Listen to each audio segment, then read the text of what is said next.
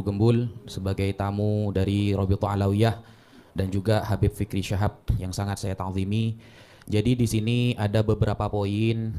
Saya tidak menganggap bahwa apa yang disampaikan oleh Pak Guru itu murni dari pemikiran beliau. Karena yang saya lihat memang pemikiran yang disampaikan oleh Pak Guru Gembul itu muncul di beberapa media sosial, sehingga di sini saya anggap Pak Guru Gembul sebagai wasilah untuk menyampaikan hal tersebut. Dan saat ini bismillah saya akan menjawab sesuai apa yang saya pahami. Yang pertama, di sini Pak Guru menyampaikan polemik ini tidak keluar oleh Kiai Imad. Polemik ini tidak kemudian keluar dari Kiai Imad.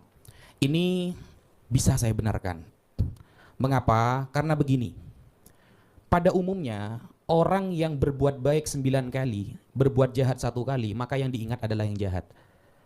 Jarang orang mengatakan ketika orang ini berbuat baik 5 kali, lalu kemudian berbuat jahat 1 kali, dia menghargai yang 5.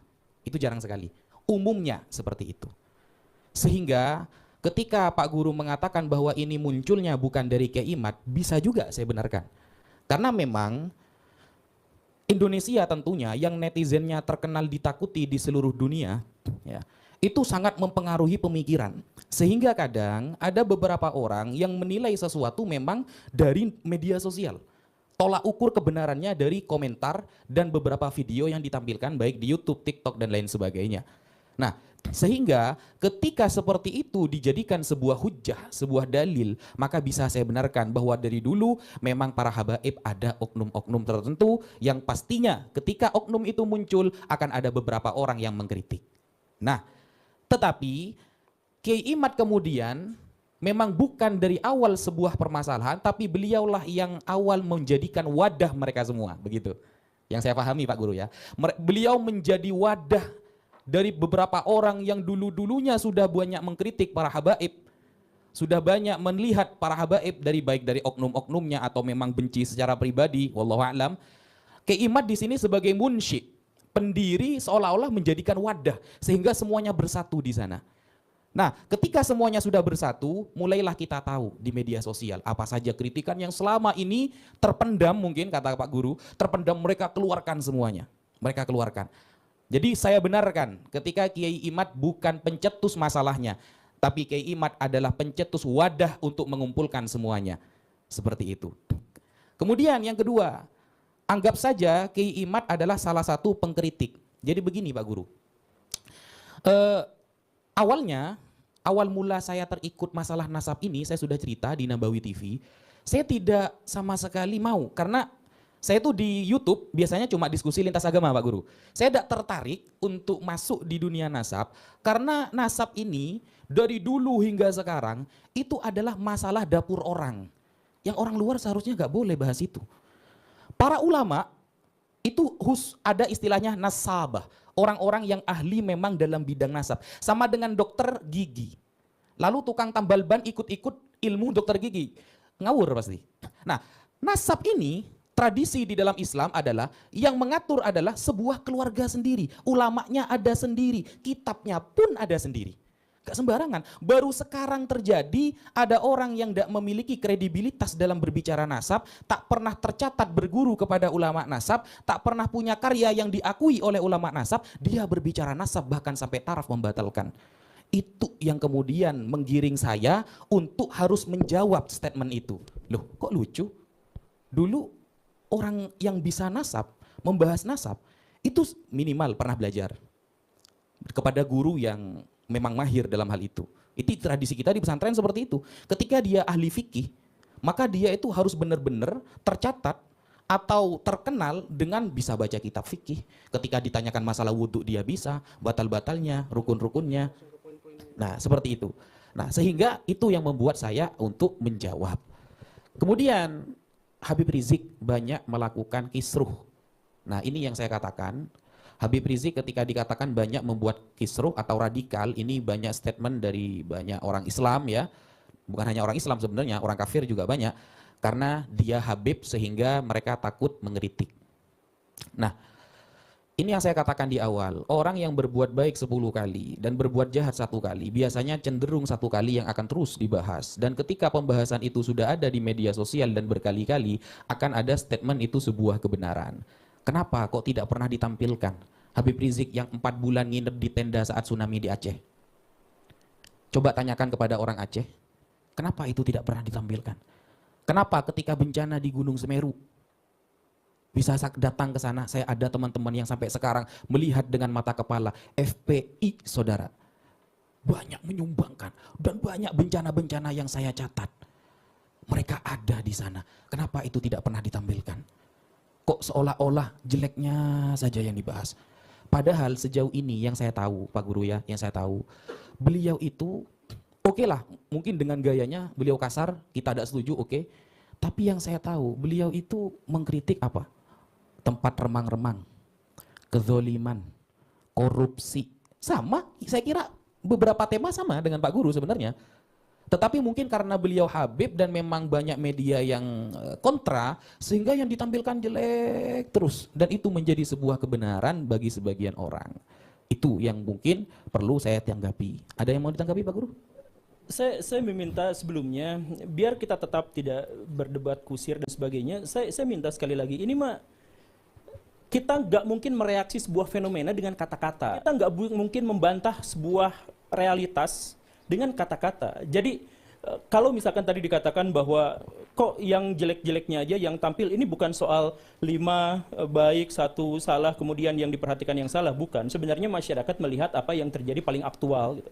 Jadi kalau misalkan Pak Habib Rizik dalam konteks ini, yang paling aktualnya itu justru adalah yang baik-baiknya, maka masyarakat pun akan berbalik. Jadi sebenarnya bukan soal banyak atau sedikit, tetapi yang paling aktual secara psikologis seperti itu. Tapi sekali lagi, saya gak akan berdebat soal itu, karena ini adalah fenomena. Fenomena itu direaksi oleh kita. Misalkan kalau fenomena itu memojokkan kita. Misalkan ada orang yang mengatakan bahwa Pak Guru Gembul itu bodoh, ilmunya tuh dari Google dan lain sebagainya. Maka saya tidak akan membantah dengan, oh saya gini. Enggak, saya akan tunjukkan bahwa ilmu saya itu sampai taraf ini gitu. Bukan, jadi ditunjukkan dengan kata-kata, bukan ditunjukkan dengan perilaku. Jadi ayo kita misalkan langsung, kita berdiskusi saja soal, ini kan judulnya diskusi ilmiah kan, seminar lah ya.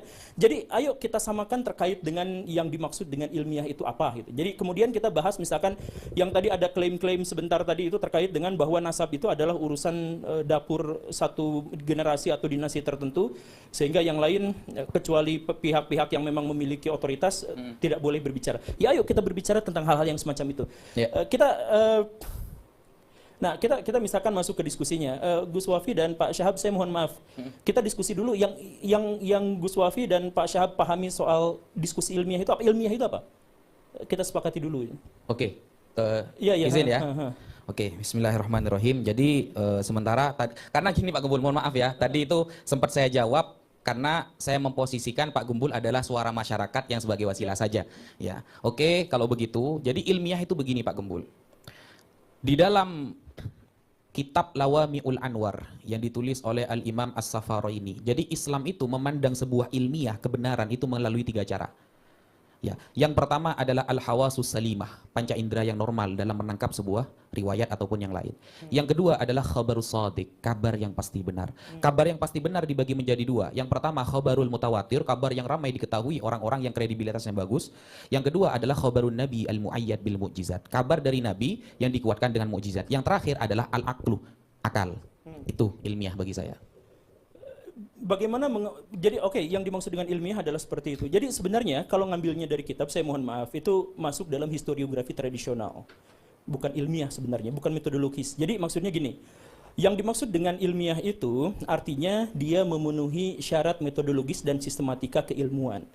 Apa itu sistematika dan metodologi keilmuan? Jadi maksudnya gini, ketika Gus Wafi tadi menyebut satu referensi yang dianggap otoritatif dan itu berasal dari kitab begini dan begitu, itu adalah kitab teologis. Kitab teologis itu didasarkan pada apa? Keimanan. Dan keimanan itu tentu saja tidak bisa disesuaikan secara epistemologis dengan studi akademis apalagi ilmiah. Jadi saya akan tarik ke lebih dasar dulu ya terkait dengan ilmiah itu. Mungkin Pak Gembul bisa menjelaskan Ya, ilmiah versi Pak Gembul. Ya, Monggo. ini ilmiah versi Siap. saya. Jadi Siap. bukan ilmiah versi saya, ini adalah ilmiah konsensus. Jadi yang dimaksud dengan ilmiah itu artinya sesuai dengan metodologi ilmiah dan disajikan dengan sistematika ilmiah. Apa yang dimaksud dengan metodologi dan sistematika ilmiah? Nah, yang sesuai dengan keilmuan. Ilmu itu apa? Ilmu itu adalah sistem pengetahuan. Jadi saya jelaskan begini ya. Tadi, kitab tadi itu masukkan ke dalam kategori teologis. Kenapa teologis? Karena didasarkannya kepada kepercayaan. Sedangkan ilmiah itu didasarkan pada keilmuan dan pengetahuan. Kepercayaan dengan pengetahuan itu adalah dua hal yang berbeda. Misalkan, di sini ada nggak yang tahu ilmu tentang Allah? Nggak ada. Yang percaya tentang Allah itu ada banyak di sini. Semua kaum muslimin itu percaya tentang Allah, tetapi tidak memiliki kadar pengetahuan atau ilmu pengetahuan tentang Allah. Bahkan diharamkan untuk mengetahui Allah karena tidak ada metodologinya. Jadi apa bedanya percaya dengan tahu? Coba misalkan di sini ada nggak yang tahu nggak yang dimaksud dengan tahu itu apa? Yang dimaksud, oh saya tahu bahwa Kiai Imad bikin tesis gitu. Nah yang dimaksud dengan tahu itu apa? Oke, saya jelasin. Yang dimaksud dengan tahu itu adalah penerimaan benak kita terhadap sebuah informasi yang terkonfirmasi secara indrawi. Itu tadi sudah dijelaskan sebenarnya. Jadi yang dimaksud dengan tahu itu adalah ada informasi dalam benak kita, informasi, dan kita terima informasi itu, tapi dengan konfirmasi secara indrawi. Jadi indrawi kita melihat. Jadi saya tahu di sini ada botol, tidak ada racunnya. Saya tahu bahwa di sini ada botol. Dari mana saya tahu? Apa yang dimaksud dengan tahu? Ada informasi dalam benak saya tentang botol saya dan saya bisa membuktikannya secara indrawi dengan tangan, dengan mata, dengan telinga, dengan lidah dan sebagainya. Itu artinya saya tahu ini. Dan itu berbeda dengan percaya. Misalkan saya jelasin. Gus Wafi, kemarin ada salam dari Pangeran Diponegoro. Kemudian Gus Wafi bilang, oke, titip salam balik. Itu artinya beliau percaya pada saya walaupun tanpa pembuktian indrawi. Oke ya? Jadi itu yang dimaksud dengan percaya. Jadi saya percaya kepada Nabi Muhammad SAW bukan gara-gara saya bisa mengindra beliau, tetapi karena saya percaya. Bahkan tanpa indrawi. Jadi ada informasi dalam benak saya terima. Makanya Islam itu pasrah kan? Artinya dengan atau tanpa pembuktian saya pasrah percaya pada sesuatu ini. Gitu. Itulah yang namanya iman. Nah, karena kepercayaan itu tidak didasarkan pada indrawi, ujungnya adalah agama. Sedangkan pengetahuan itu ujungnya adalah ilmiah. Pengetahuan itu setelah kita tahu, kemudian berkolaborasi dengan pengetahuan-pengetahuan yang lain, menjadi sebuah sistem, maka itu disebut sebagai ilmu. Nah, kajian terkait dengan ilmu disebutnya ilmiah. Gitu. Jadi ketika misalkan kita berbicara tentang nasab, ayo kita bahaskan kesepakatannya ya, kita bahas secara ilmiah. Dengan metodologi ilmu. Nah, metodologi nasab yang tadi dibahas itu, saya mohon maaf dengan segala kerendahan hati saya katakan itu tidak sesuai dengan kaidah ilmiah, tidak sesuai dengan kaidah akademik. Makanya ketika saya menyatakan saya terpisah dengan Kiai Imad, saya menghormati beliau secara pribadi sama seperti saya menghormati Gus Wafi, tapi itu tidak sesuai dengan metodologi ilmiah. Salah satu contohnya, Gus Wafi pernah dalam perdebatan pertama itu dengan Pak Kori yang akhirnya dipermalukan pada yang waktu di Banten? Iya, yang di Banten itu.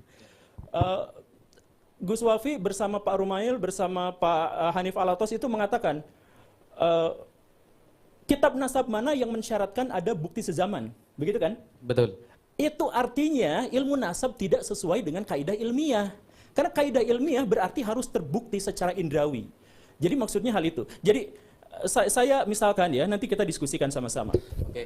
Gus Rumail dan Gus Wafi mengatakan bahwa, atau misalkan Kiai Imad mengatakan bahwa nasab itu terputus selama 500 tahun. Terus Gus Rumail kemarin mengatakan, oh enggak, ada temuan yang kami temukan lebih baru lagi. Terputusnya hanya 150 tahun dan bahkan bisa segini, misalkan begitu ya. Terputus 150 tahun artinya adalah saya seperti tadi. Saya ngomong sama Gus Wafi, Gus ada salam dari Pangeran Diponegoro. Karena Pangeran Diponegoro dengan saya itu rentang waktunya 150 tahun. Beliau wafat tahun 1855, saya lahir tahun 1985.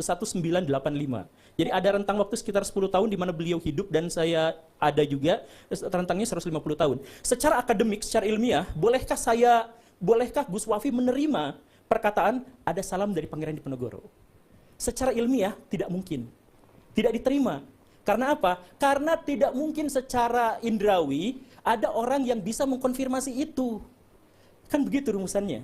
Nah, jadi kitab nasab, saya mohon maaf, metodologi nasab, saya mohon maaf ya, ada beberapa masalah, itu termasuk historiografi, karena apa? Di antaranya adalah kritik terhadap sumbernya tidak didasarkan pada teks. Kritik sumbernya tidak bisa diuji secara empiris. Oke, boleh saya jawab? Iya, iya. Begini, oh, berarti dari awal kita sudah berbeda metode ilmiah berarti ya. Kalau Pak Gembul lebih mengarah kepada indrawi. Sedangkan kitab yang saya sampaikan salah satunya adalah dengan indrawi. Kenapa bukti kitab sezaman itu tidak diterima oleh para ulama? Maksudnya itu tidak pernah ulama itu menyampaikan mana bukti kitab sezaman. Justru ini yang lebih ilmiah, saya buktikan Pak Gembul. Islam itu Pak Gembul, ketika ada orang bicara kepada saya, Ustadz Wafi, saya tadi melihat ada orang tabrakan di sana. Ya, otomatis saya secara indrawi tidak melihat. Maka hanya agama Islam. Pak Gembul bisa survei di agama yang lain. Karena mungkin Pak Gembul sudah mempelajari beberapa agama. Nah, survei, hanya Islam yang paling ilmiah. Tidak ada agama yang memposisikan akal paling profesional daripada Islam. Ketika ada orang mengabarkan kepada saya bahwa di sana ada orang yang tabrakan, sedangkan saya tidak bisa melihat itu adalah benar atau tidak, istilahnya dalam usul fikih, yahtamilu sidqa wal kadzib, bisa jadi dia benar, bisa jadi dia bohong. Maka yang pertama kali dipandang adalah orangnya. Nah, bagaimana hadis, Pak Gembul, kalau sampai hadis sama ilmu nasab ini jauh lebih tinggi ilmu hadis, Pak Gembul? Ya, bukan. Belum selesai. Santai Pak Gembul, santai. Ini akan saya buktikan bahwa pertanyaan kitab sezaman itu sama sekali tidak ilmiah. Nah, kenapa? Karena begini, kredibilitas yang dilihat itu adalah orangnya, bukan teksnya. Bukan teksnya Pak Gembul. Makanya ketika saya berdiskusi dengan orang Kristen, Kristen bangga mereka memiliki ribuan teks kitab suci, tapi tidak ketemu siapa penulisnya. Tapi Al-Quran Pak Gembul, kita bisa buktikan, baik mungkin Pak Gembul nanti akan meminta sanad, atau akan meminta manuskrip dan kredibilitasnya, kita bisa membuktikan bahwa ayat Allah ketika mengatakan inna nahnu nazzalna dzikra wa inna lahu lahafizun, kami yang menurunkannya dan kami yang menjaga, itu bisa dibuktikan. Kenapa? Karena dari 5 syarat hadis saja semuanya membahas orangnya Pak Gembul. Yang pertama, ittisalus sanad.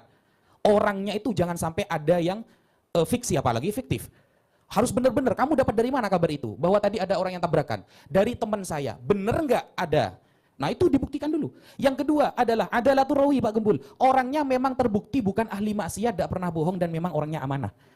Jadi yang ketiga, orang itu adalah orang yang dobet cekatan. Nah, kenapa kok kritikannya selalu kepada orangnya? Karena ini bukan wilayah indrawi Pak Gembul. Bagaimana lalu kemudian kita bisa meneliti orang yang 500 tahun lalu pernah melakukan ini dan itu, hanya mengandalkan teks saja seperti perkataan Kiai Imad, mana kitab sezamannya? Ini justru udah ilmiah. Kenapa? Karena perkara nasab ini bukan amrun qot'i Pak Gembul. Ingat ya, perkara nasab itu bukan amrun qot'i, bukan sesuatu yang 100%. Tetapi amrun zonni, keyakinan 80% ke atas. Sehingga ada teori Pak Gembul di dalam nasab namanya syuhrah wal istifadah.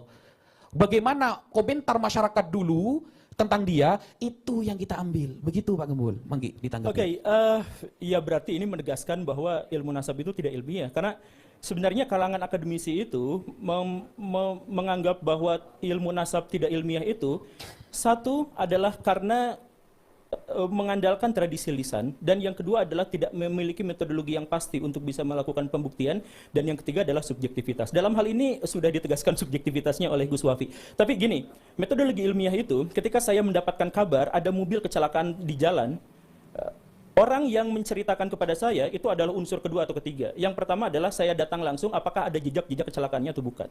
Jadi bukan pada orangnya, tetapi pada jejak-jejaknya. Jadi dalam historiografi memang terkaitnya itu adalah pada jejak-jejaknya, pada artefaknya, pada keberadaannya. Nah, terkait dengan yang tadi itu, misalkan saya tanya sekalian pada Gus Wafi, misalkan ya, ini contoh kasus lah ya.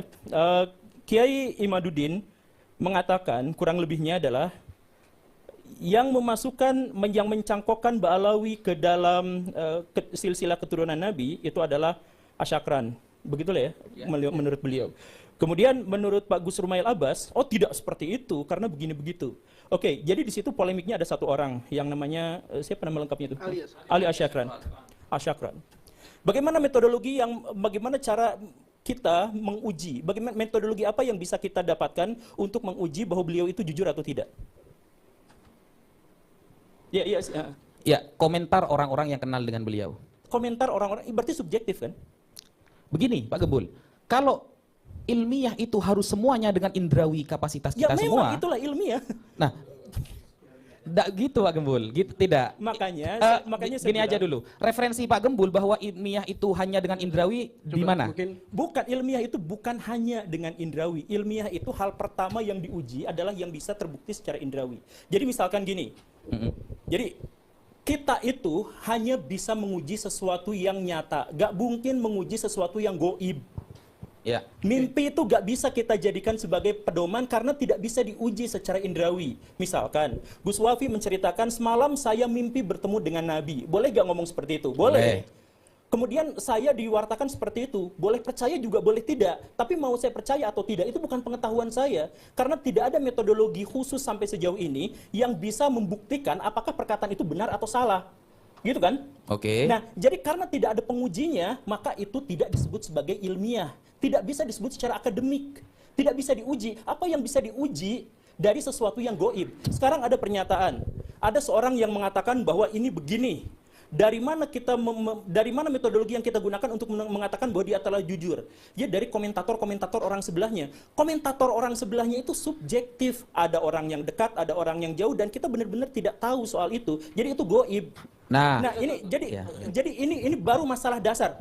Indrawi bukan satu-satunya. Ini justru malah level yang paling dasar agar kita bisa mengetahuinya secara ilmiah.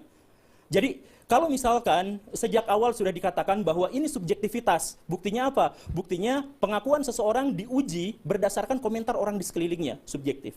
Kemudian yang kedua, tidak didasarkan pada bukti-bukti sezaman dan sudah ditegaskan. Oke, sudah seperti itu. Dan kemudian yang ketiga itu subjektif, kemudian tidak didasarkan pada sezaman. Tidak sesuai dengan ini dan tidak memiliki metodologi verifikatif yang jelas, misalkan ya sudah selesai, artinya ini tidak lagi bisa ilmiah. Kalaupun misalkan nanti menyebutkan ini dari kitab-kitab, mohon maaf ya, itu bukan dari Islam, tapi itu adalah produk tradisi masyarakat Arab dan masyarakat Islam pada waktu itu. Karena Islam hanya memerintahkan untuk belajar ilmu nasab, bukan bagaimana menjelaskan metodologi nasab. Sehingga metodologi yang tadi dijelaskan itu bukan Islam dan tidak ilmiah. Itu hasil tradisi masyarakat pada waktu itu yang bisa dibantah, dan karena tidak misalkan ya, dan karena tidak sesuai dengan metodologi yang lebih modern, ya ayo kita diskusikan terkait ini gitu. Jadi sekali lagi ya, ada nggak cara selain secara subjektif tadi itu, ada nggak cara yang bisa menjelaskan dari mana Pak Ali Asyakran itu jujur misalkan? Oke. Terima kasih banyak Pak Guru. Ini saya sampaikan kepada semua yang ada di sini gitu ya. Jadi gini, ilmu nasab sudah disampaikan tadi ya, bahwa itu adalah ilmu tradisi, itu buatan manusia dan disampaikan dari generasi ke generasi sebagai kaidah. Oke? Itu yang pertama. Jadi lepaskan itu dari Islam karena itu tidak ada dalam Quran dan Sunnah. Quran dan Sunnah hanya memerintahkan kita untuk mempelajari nasab tetapi tidak menjelaskan bagaimana metodologinya. Metodologinya dibuat oleh manusia. Karena itu, maka dia sangat boleh dikritik dan wajib mengikuti perkembangan zaman. Nah, seiring dengan perkembangan zaman, maka orang-orang sekarang memiliki metodologi. Metodologi ilmiah dalam hal historiografi itu diambilnya dari mana? Pertama kalinya siapa? Imam Bukhari dan Imam Muslim.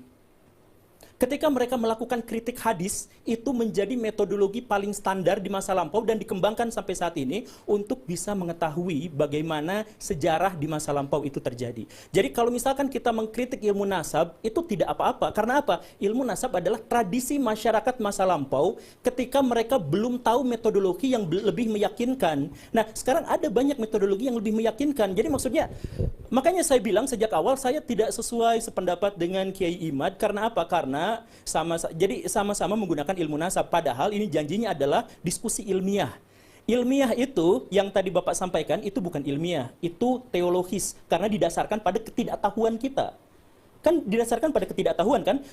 Saya tidak tahu gitu. Misalkan tadi Bapak bertanya kepada saya, bagaimana caranya untuk mengetahui saya baik dan buruk? Ya tidak tahu. Ya memang tidak tahu. Yang mengetahuinya itu apa?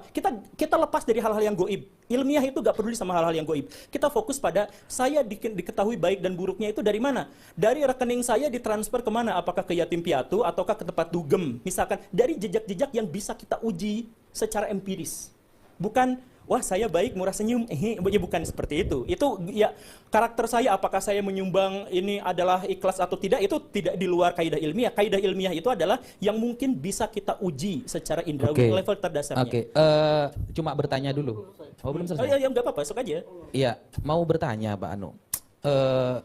Coba ilmiahkan kepada saya bagaimana Pak Gembul tahu bahwa selama ini Pak Gembul sholat Rasulullah benar-benar seperti itu prakteknya. Saya menemukan catatan dalam Bukhari dan Muslim. Oke, Anda tahu ilmu hadis dalam pencatatan Bukhari Muslim? Tidak? Tidak. Tidak. Nah, itulah karena di dalam pencatatan hadis Pak Gembul ya sangat erat harus dalam penulisan hadis, bahkan Imam Bukhari Muslim itu sangat ketat. Jadi yang dipandang pertama dalam ilmu hadis adalah kredibilitas orang yang meriwayatkan, Pak Guru. Bukan tentang catatan dulu. Kalau kita seumpamanya kita bertanya gini, mana catatan tulisan asli Imam Bukhari di zaman Imam Bukhari sekarang? Karena tidak bisa ditunjukkan, berarti Imam Bukhari lepas, tidak pernah ngarang kitab hadis. Gak bisa seperti itu, Pak Guru. Ya bisa, jadi gini. Mungkin itu dulu ya pertanyaan saya. Ya, Coba saya ilmiahkan jawab. kepada saya Saya jawab. bahwa Pak Guru selama ini sholat benar-benar seperti itu Rasulullah sholat. Saya jawab ya. Ya, ilmiahkan kepada saya. Saya Coba. tidak sholat dengan gaya ilmiah. Gimana? Karena itu kepercayaan. Saya bilang kepercayaan dengan ilmu itu terpisah secara epistemologis. Jadi kalau saya percaya pada Tuhan, saya gak akan mencari-cari Tuhan. Ketika saya sholat, saya gak akan mencari-cari tentang studi ilmiah apakah sholat begini begitu. Itu didasarkan kepada kepercayaan saya kepada Imam Bukhari. Jadi itu adalah ranah kepercayaan. Nah, karena ini studinya adalah ilmiah, maka kita harus uji secara ilmiah. Gitu kan? Pak Guru nggak salah.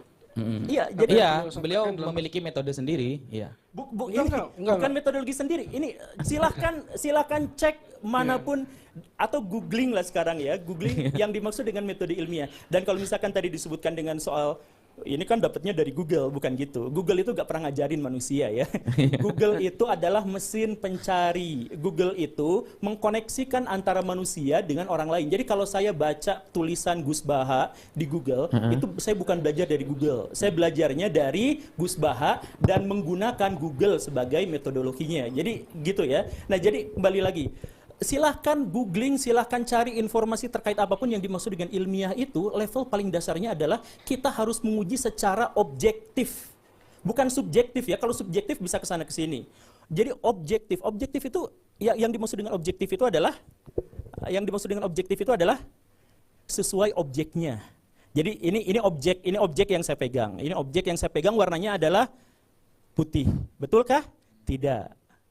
Ini tidak warna putih, ini subjektif, ini konsensus manusia menyebut ini putih. Padahal kita sama sekali tidak mengetahui warnanya. Tapi kalau misalkan saya sebut bahwa botol ini, saya sebut di sini, botol ini ada di sini, ini objektif. Karena objeknya memang ada di sini. Begitulah. Jadi ilmiah itu artinya objektif. Kenapa? Karena dia bisa diuji sepanjang zaman. Jadi saya mohon maaf, kalau misalkan nanti ada uji statistik, kalau misalkan nanti ada uji DNA dan sebagainya, itu adalah ilmu pasti. Karena sudah ada metodologi yang bisa diuji kapanpun, bagaimanapun caranya, di tempat manapun, terhadap objek-objek yang manapun, hasilnya sama.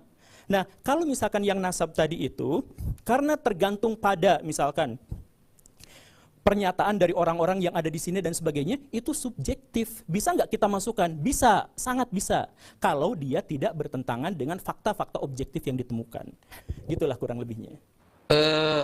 Coba contohkan kepada saya, Pak Guru, karena saya sebenarnya dengan istilah subjektif itu, versi yang disampaikan oleh Pak Guru ini belum terlalu paham standarnya. Mungkin Pak Guru bisa mencontohkan, contohnya yang tidak subjektif di dalam agama, kasih contoh Pak Guru. Nanti baru kita lanjut. Nggak ada kalau dalam agama, karena kita berbicara soal ilmiah.